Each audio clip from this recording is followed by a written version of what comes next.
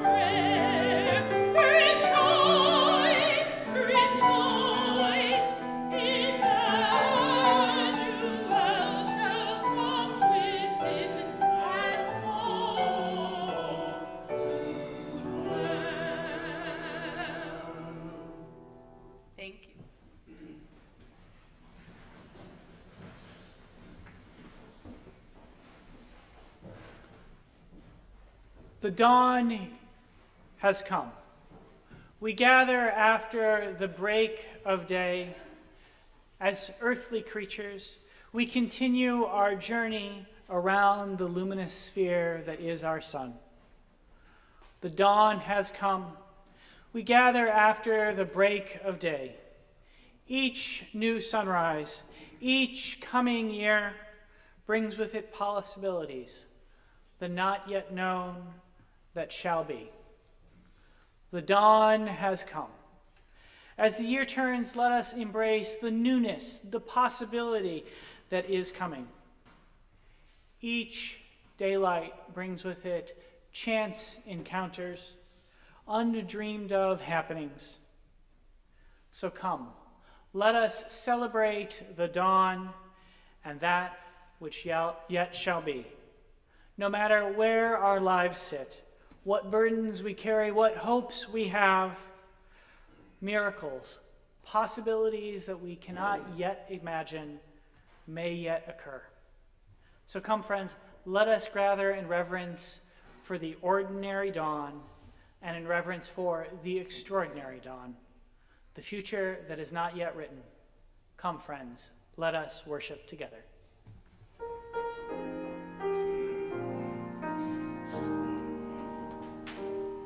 Celebremos compartiendo nuestras vidas, encendiendo esta luz.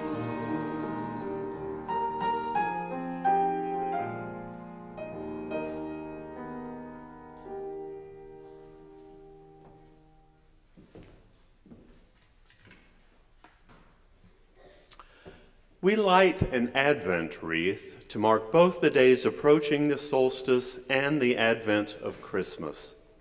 Inspired by the neo-pagan tradition, the Sunday after Thanksgiving, we lit a candle in the south, honoring the element of fire. Fire burns away the old and creates space for the new. We kindle that flame again this morning. We kindle that flame again this morning. Sorry. Today we light a candle in the east, a candle for air. Air gives the gift of spirit. Spirit comes from the Latin spiritus, the intake of breath. Our spirits are us. We are our spirits. Our spirits are our breaths. Without air, we are not. Blessed be.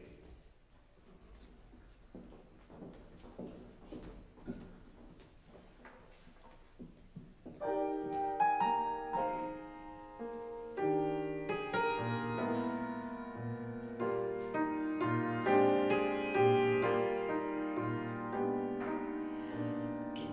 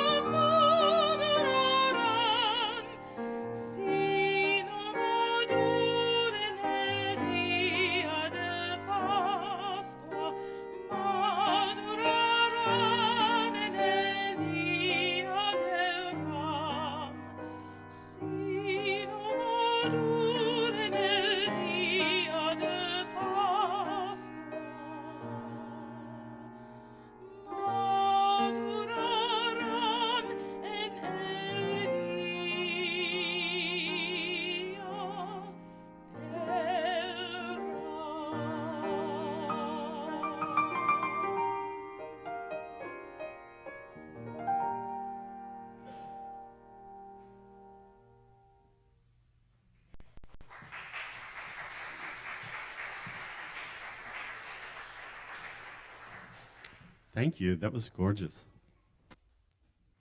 This is the time when the young folks head out to do some different activities than we do while we stay in here. And I think they've even got some really cool things getting ready for a pageant coming up. So that's pretty exciting too. So we just want you to know that you're an important part of the church and we love you. And we're going to show you that by singing, and find your laminated cards. You can find the lyrics here just as you go. May joy surround you there. So adults, please sing them as they head out.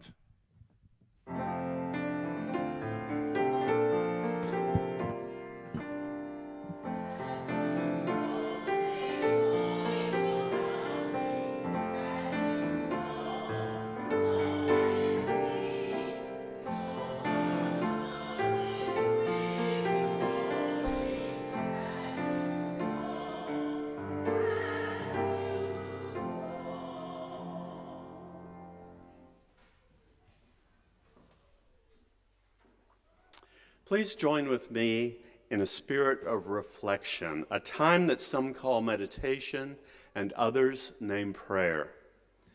Breathe with me the breath of life.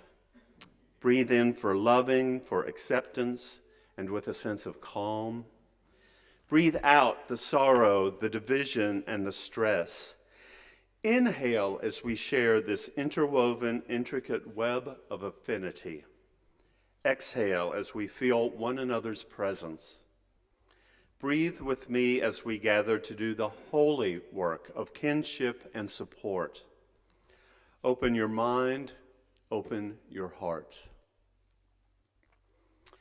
God of many names and mystery beyond all our naming, we have reached the season of festivals and holidays. We recently celebrated a day of gratitude and thanks for our families and families of choice. We began commemorating last week the anticipation of Christmas by lighting a candle on the Advent wreath. We have overlaid the neo-pagan tradition of honoring the elements associated with the 4 cardinal directions. This leads to our expectancy of winter solstice, the longest night of the year, and which has been marked since prehistory with festivals and rituals. This month sees celebrations by those of numerous faiths and many beliefs. We acknowledge that there is wisdom in many faith traditions and celebrate that there are many paths to a more spiritual life. We know there are numerous roads to a closer relationship to the divine. We take this time to express our gratitude for the diversity of those in our community and the multiplicity of their celebrations and rituals. It is truly a time to wish others happy holidays. But may we not be distracted by forced frivolity and forced generosity. May this instead be a time, as intended, when we affirm love, acceptance, and the joy of community. We pray in the names of all those known and unknown, present and absent, remembered and forgotten. We pray in the names of all helpers of humankind. Amen. We pause now together to lift up that which sits heavy and light on our hearts. Mirta Estrada's mother, Bertha Alicia Vega, successfully underwent surgery on Friday and is recuperating in the hospital, and Mirta has asked for our prayers. Doug Carlisle has left the hospital and has returned to St. Dominic Village, and he enjoys visitors. Longtime First Unitarian Universalist Church of Houston member Shirley Holmes passed away at home this week at the age of 90. A memorial service will be held at the church on Sunday, December 11th at 3 p.m. Please remember her family in your prayers. We now turn to a practice inspired by African, indigenous, and pagan traditions. We say aloud or bring to mind those who we wish to be held by the loving embrace of this religious community. They are part of the great cloud of witness and memory, and we will, even if we do not know their names, hold them in our hearts.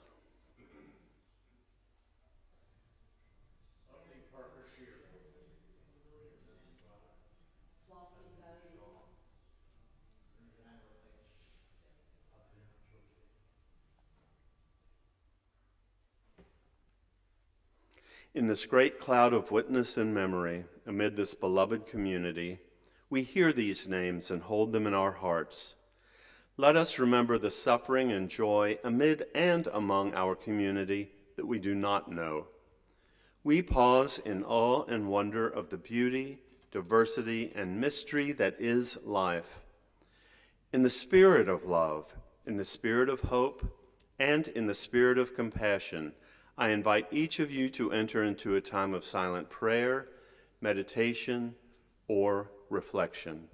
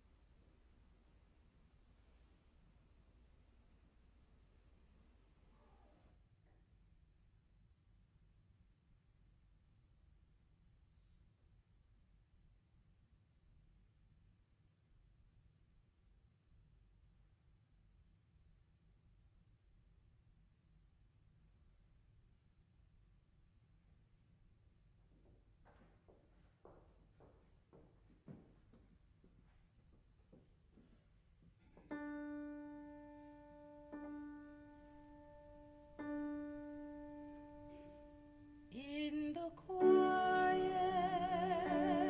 of this place, let this moment fill with grace. This is my prayer. This is my prayer.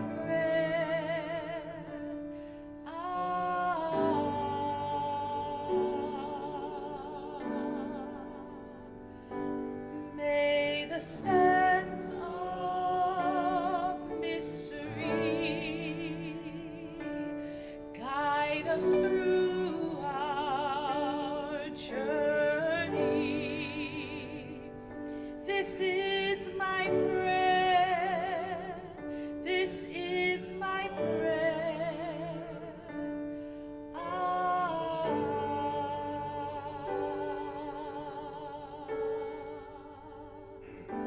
This is my prayer.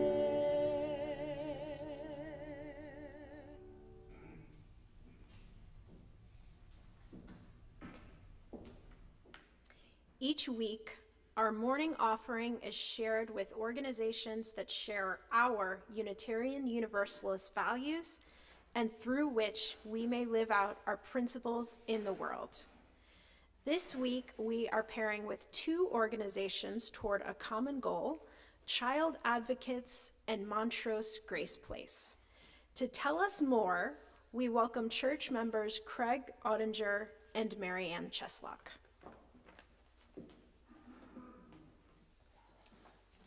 Good morning. For the past 30 years, Child Advocates continues to recruit, train, and support volunteers who provide a voice for children ages birth to 18 that are in foster care.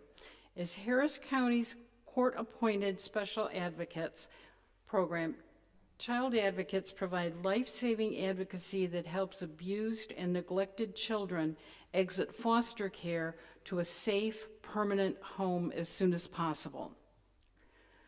The volunteer advocate's main job is to provide the court with recommendations about where the children they represent should live on a permanent basis.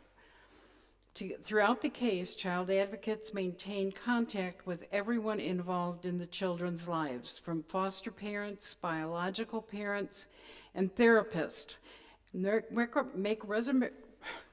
make recommendations to Child Protective Service caseworkers and attorneys appointed by the court.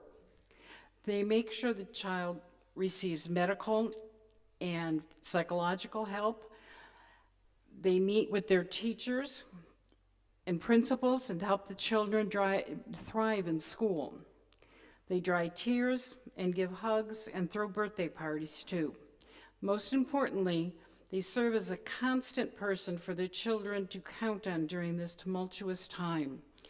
Essentially, Child Advocates do whatever it takes to ensure that the needs of the children are being met while they are in care. Our effort this year is to focus on the teenagers in the system by providing gift cards for services and stores that teenagers like. Thank you.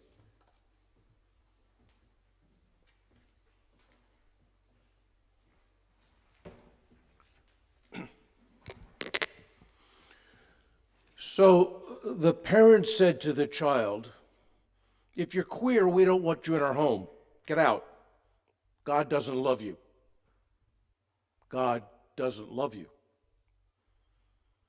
Hundreds, perhaps thousands of times a year, this happens to youth in Texas, and many of these young people land up homeless on the streets of Houston.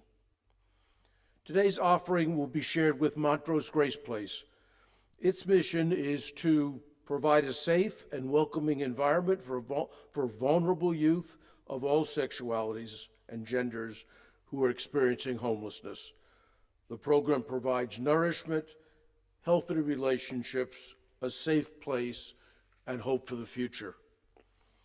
Each Monday and Thursday night, homeless youth gather at Montrose Grace Place for a home-cooked, hot meal, talk with each other in a safe place, and eat alongside trained volunteers. A case manager helps these youth get identity cards, find jobs, and find housing. HIV education and testing is always available. The meals are cooked by volunteers from a variety of churches, synagogues, and mosques, and community organizations. Montrose Grace Place opened in June of 2010, and within a few months, volunteers from this church organized to cook meals. We continue to do so today, and you're welcome to join us. We Unitarians don't have a creed. Instead, we subscribe to 7 principles, including the inherent worth and dignity of every person, and justice, equity, and compassion in human relations. Worth, dignity, justice, equality, and compassion are always on the menu of Montrose Grace Place. I ask that you live these values by contributing generously to this morning's offering. Thank you.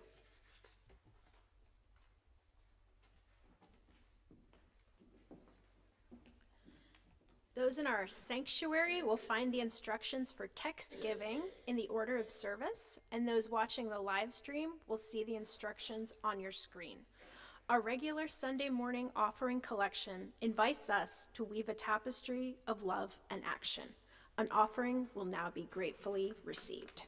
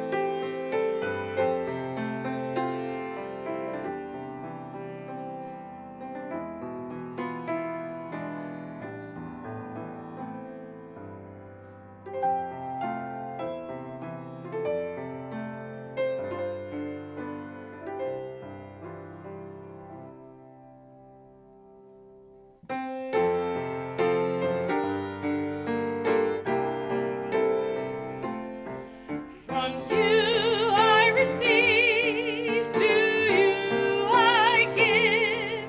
Together we share, and from this we live. Please join me in the words to dedicate our offering found on your laminated card. To the work of this church, which is weaving a tapestry of love and action, we dedicate our lives, and these are offerings.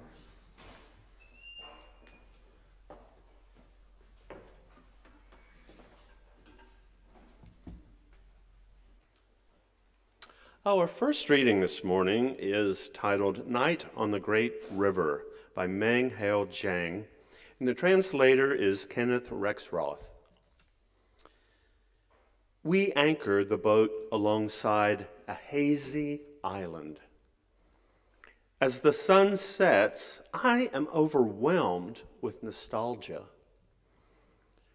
The plain stretches away without limit.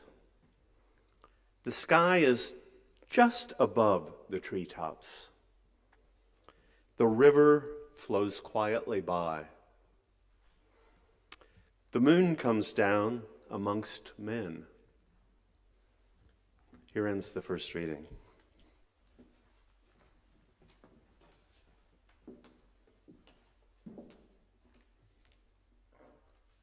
Ode to the Sun by Eloise Bibb Thompson. How many scenes, O sun, hast thou not shone upon? How many tears, O light, have dropped before thy sight? How many heartfelt sighs, how many piercing cries? How many deeds of woe dost thy bright light not know? How many broken hearts that are pierced by sorrow's darts? How many maddened brains that are wild with passion's reins?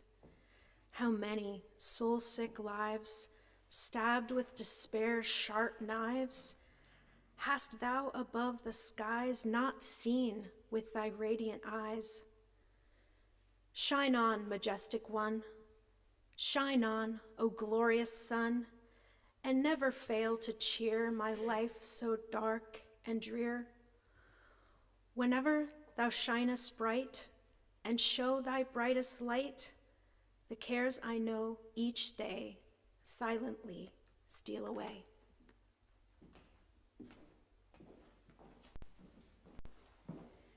I invite you to open your gray hymnals to number 55, Dark of Winter.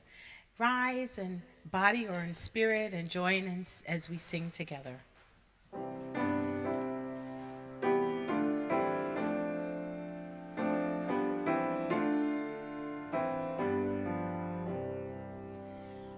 Dark of winter, soft and still, your quiet calm surrounds me. Let my thoughts go where they will, ease my mind.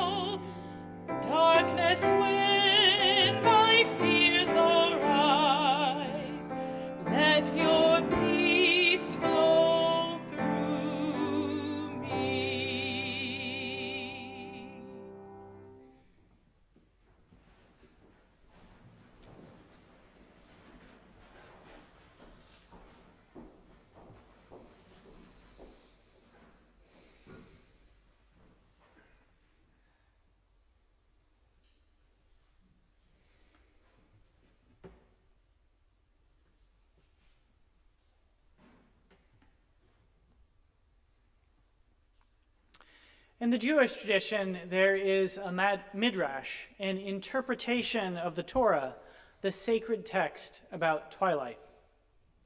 It points to a spiritual practice essential for Unitarian Universalists. The midrash has to do with what happened at the waning of the light, the period when it was no longer day but not yet night. We are at the darkening of the year. Now, I'm not sure about you, but for me, this time of year prompts me to search for solace in the magic moments that exist at the edge of darkness. There's something special about the liminal time that occurs right before we experience, as we sang about in our hymn, the dark of winter that is filled with quiet calm. Liminal time is what exists between what has been and what is not yet. Susan Frederick Gray, the president of the Unitarian Universalist Association, reminds us. We are living in one now. We Unitarian Universalists know that we are always in one. Of our tradition, our president has said, we are a religious people of imagination and possibility. We are a living tradition. We know that revelation is not sealed. We look to the past for wisdom. There is richness to be found in the memories of yesterday. And we have faith that the future will bring the unexpected. Let us now approach the Midrash. It concerns a story that is likely familiar. You probably know about the myth of the earth's creation found in the book of Genesis. There it is imagined that God birthed the world in 6 days. On the first day, she brought forth from her own sacred depths the heavens and the earth.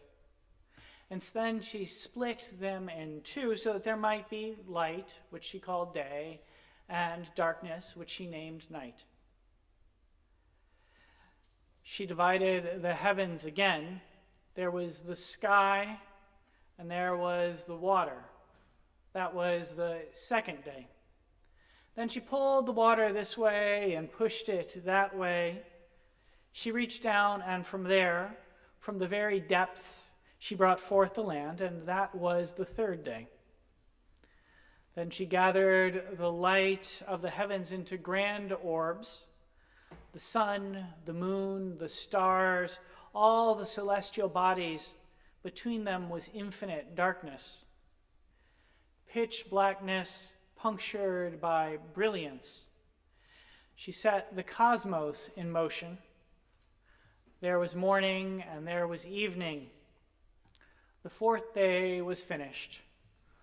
Ordinary time had arrived.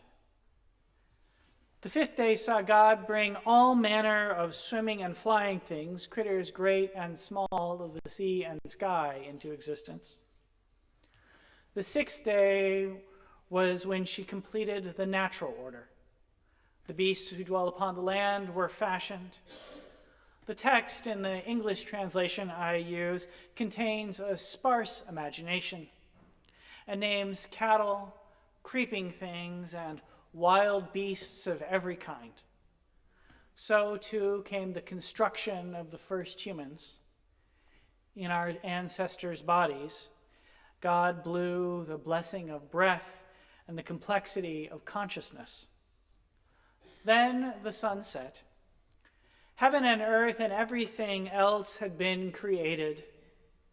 After the sixth night, on the seventh day, it is told that God ceased work and blessed the day as a day of rest. And so she rested. I like to picture her with a tall glass of lemonade and a good novel by the seaside.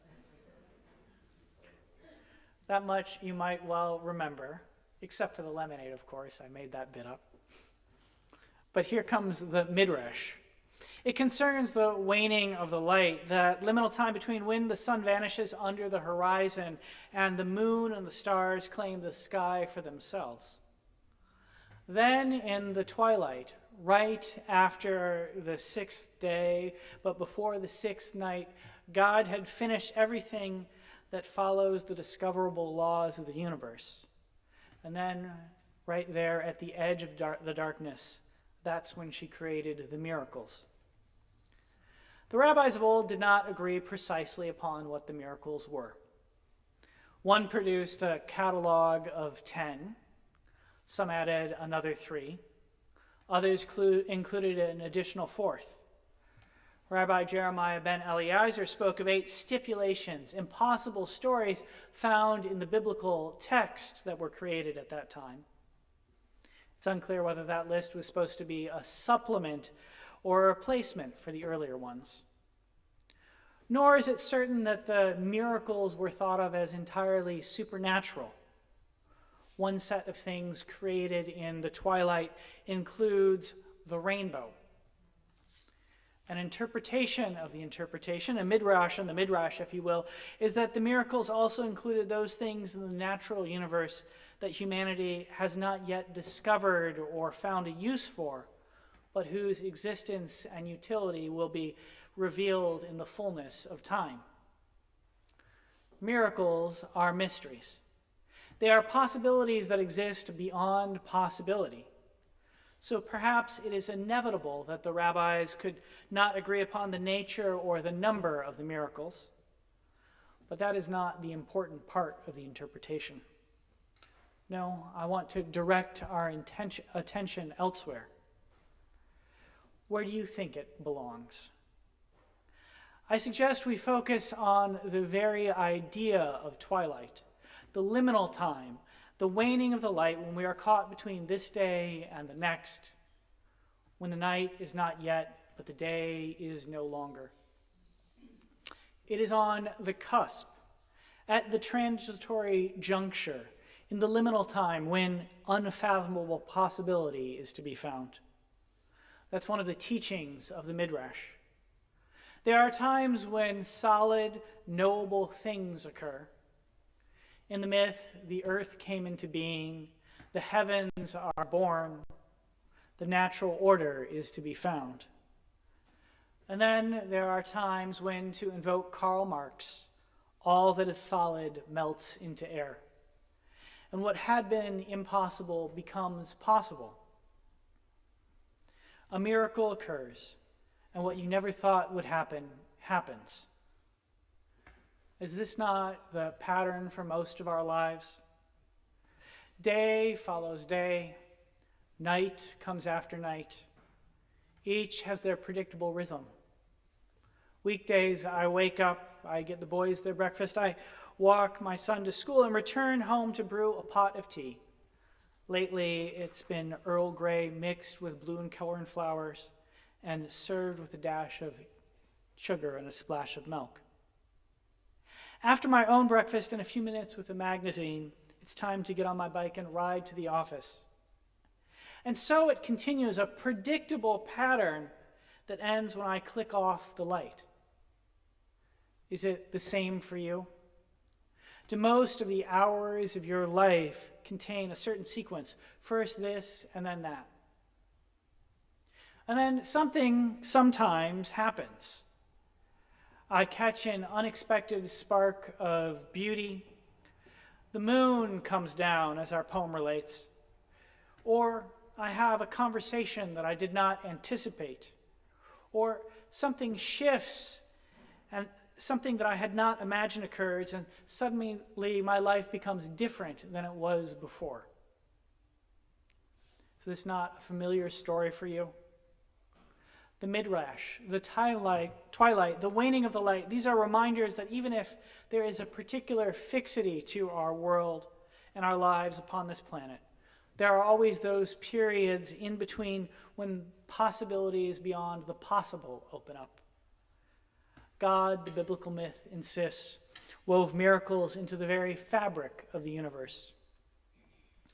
Recalling this is a core Unitarian Universalist spiritual practice. Susan Frederick Gray encourages us to remember it when she spoke of the liminal time in which we find ourselves now. The world as we knew it is passing away. All things have gone strange, she told us at our General Assembly this past summer. When all things grow strange, she urged us to recall, we Unitarian Universalists trust the dawning future and welcome it not with fear.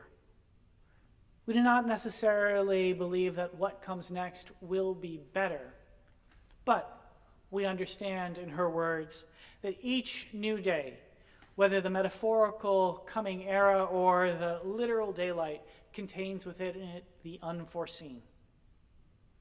It is a Unitarian Universalist spiritual practice to remember that revelation is not sealed. The future can be different than the past. No, let me restate that. The future will be different than the past.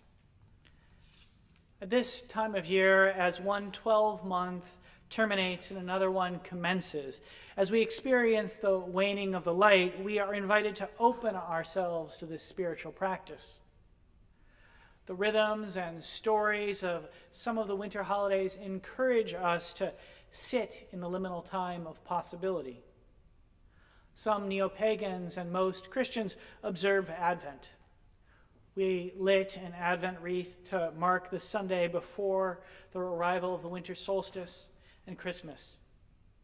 Each is a holiday which, in the Unitarian Universalist understanding, is conceived of as a day of possibility. The solstice turns one solar year to the next. In our winter solstice ritual, we metaphorically burn away the old and welcome the new. Let go of the fixity of the past and summon the possibility of the future. Christmas, for the majority of Unitarian Universalists, is a time to recall the possibility that exists within each human life. In traditional Unitarian Christianity, Jesus is not imagined to have been the unique child of the divine.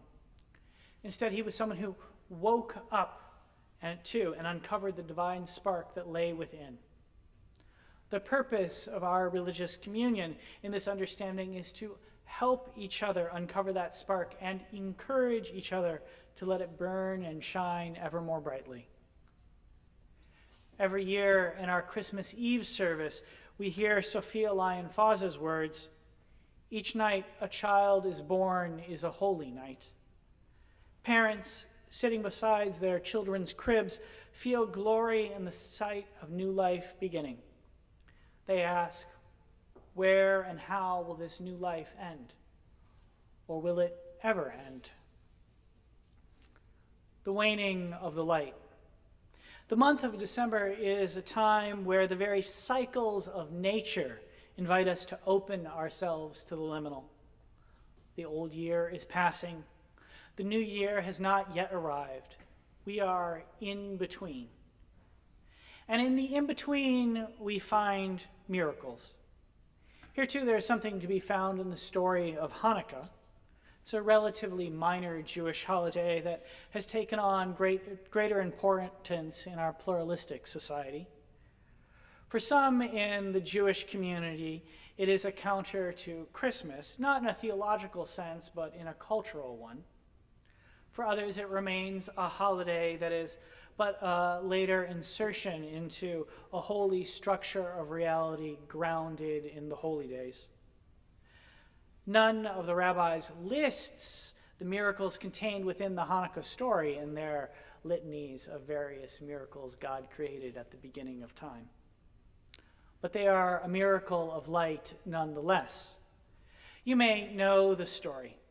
In its abbreviated form, it recounts a time when there was not enough sanctified oil in the temple to keep the holy fires lit. The temple had been defiled and the sacred oil was desecrated. Upon the temple's rededication, one tiny vial of pure oil was found. It was only enough to last one night. It was going to take 8 more nights for more sanctified oil to be made. The miracle is that the oil lasted for 8 whole nights until pure new oil could be brought into the temple. So Hanukkah is another holiday of waiting in the liminal time for new possibility to occur. It's not always comfortable to be in a liminal time, to live in the waning of the light. I imagine the discomfort of the temple priests as they prayed for the oil to last not one night, but 8, and gently, carefully nursed the flame so that it would linger until more fuel arrived. I suspect that they had faith that somehow the oil would endure. And I also assume that they were filled with doubts that the possibility that they sought would come into being. Here, again, is our spiritual practice. We are called to embrace the obvious. There will be a new dawn. The future will be different from the past. And we are called to be honest about the unease we feel about the passing away of what has been and the arrival of what will be.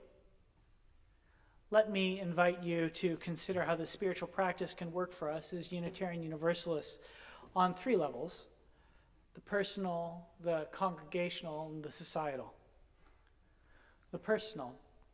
It is one of my privileges as your minister to officiate memorial services.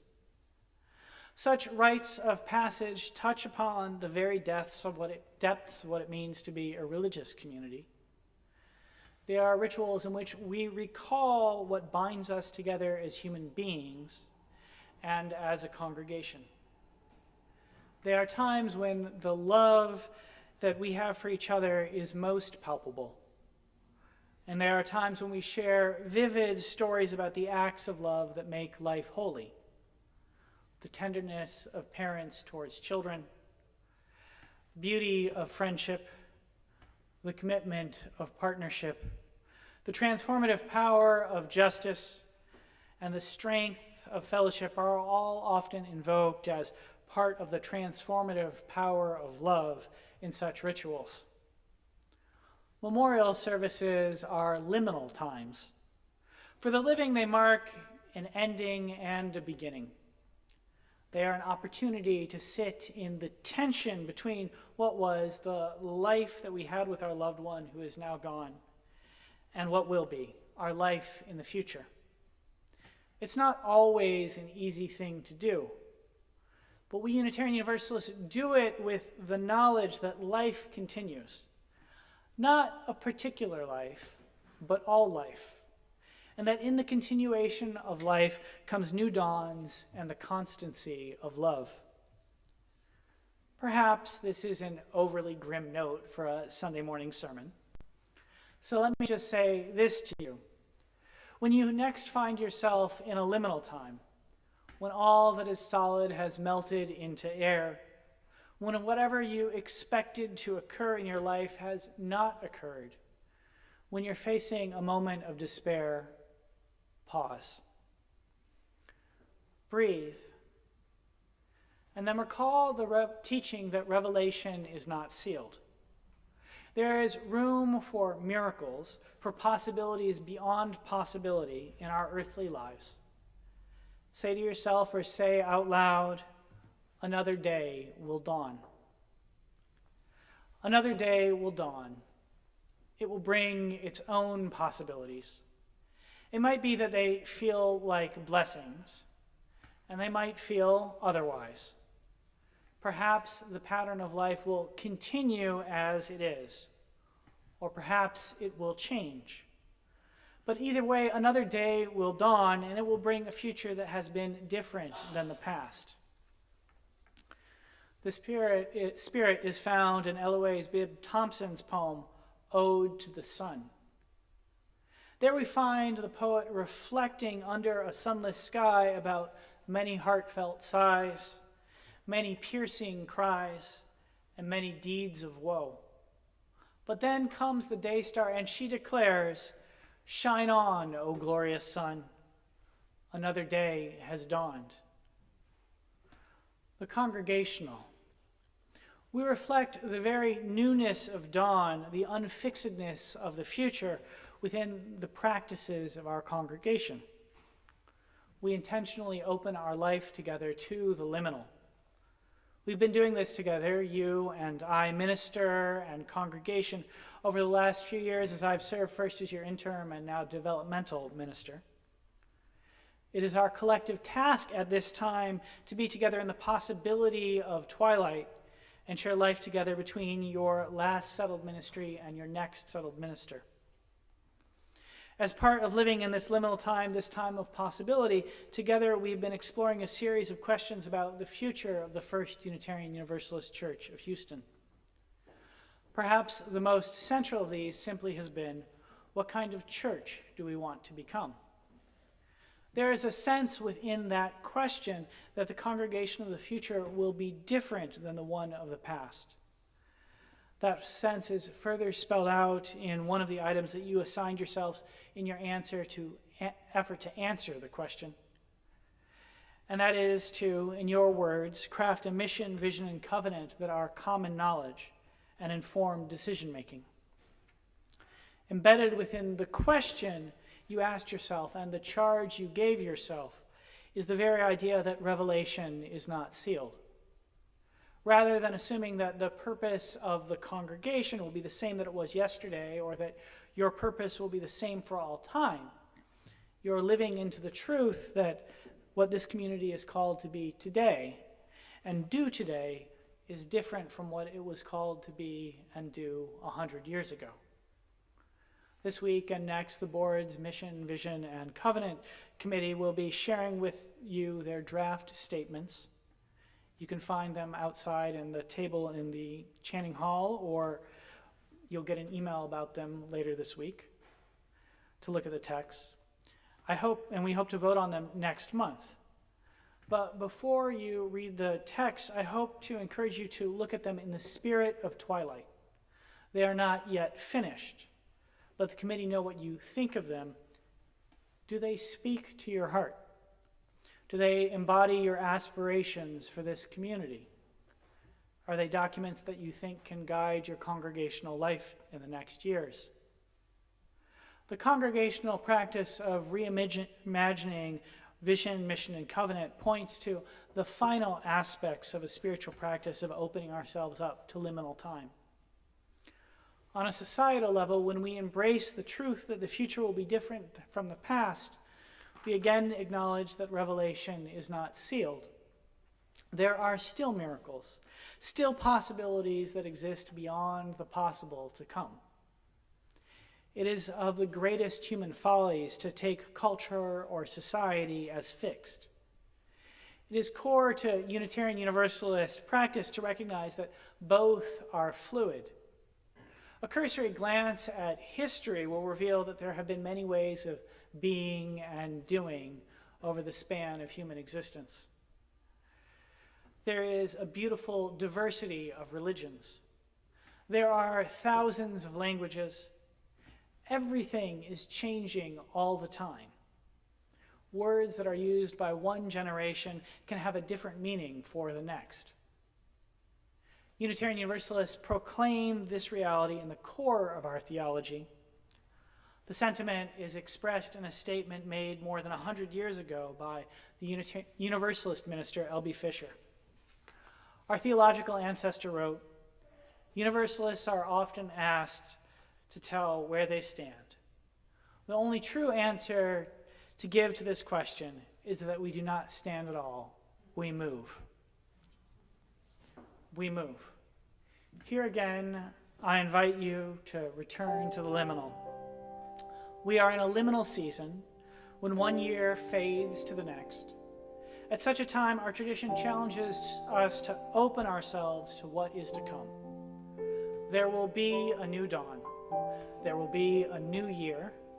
And in the coming day and in the arriving year, there will be possibilities beyond what we think of as possible. For revelation is not sealed. In the twilight, in the time between time, in the waning of the light, and at the crowning of the year, may we remember that there remain miracles. That it might be so, I invite the congregation to say Amen.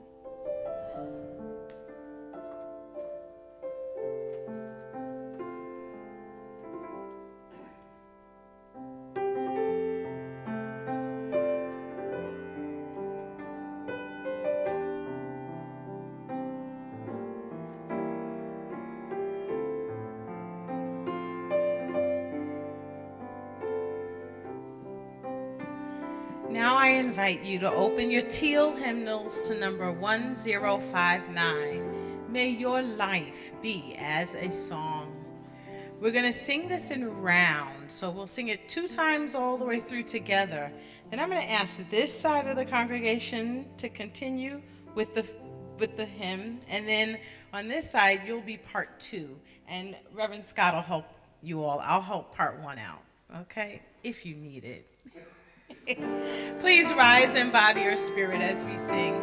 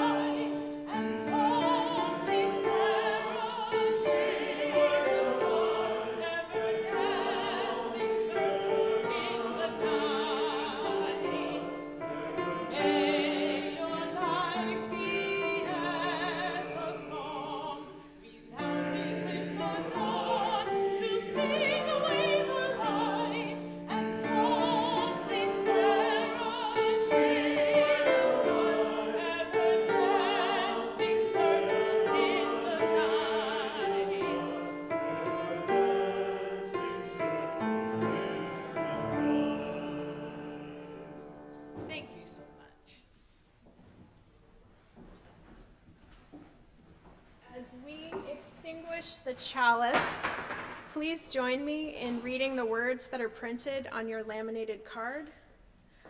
We extinguish this flame, but not the light of truth, the warmth of community, or the fire of commitment. These we carry in our hearts until we are together again.